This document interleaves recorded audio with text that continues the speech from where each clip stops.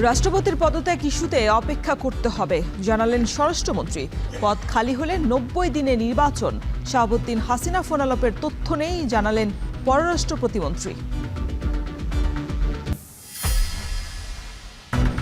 এলপিজির নিরবচ্ছিন্ন যোগান নিশ্চিতে ৪ স্থানে প্ল্যান্ট নির্মাণের পরিকল্পনা। পেট্রোলিয়াম কর্পোরেশনের সরকারি বেসরকারি সমন্বয়ে নীতিমালার তাগিদ। দুভাবে এলপিজি এনে মার্কেটিংয়ের চিন্তাভাবনা এখনো পর্যন্ত। বাজার নিয়ন্ত্রণ রাষ্ট্র করবে এবং তার নির্ধারিত প্রাইসে মূল্য হারে বাজারে কেনাবেচা হবে। কুমিল্লা সীমান্ত দিয়ে ঢুকে দেশে ছড়িয়ে পড়ছে মাদক। নজরদারির পরও সহজলভ্যতা নিয়ে সংসদ সদস্যদের উদ্বেগ। অভিভাবকদের সচেতনতার তাগিদ।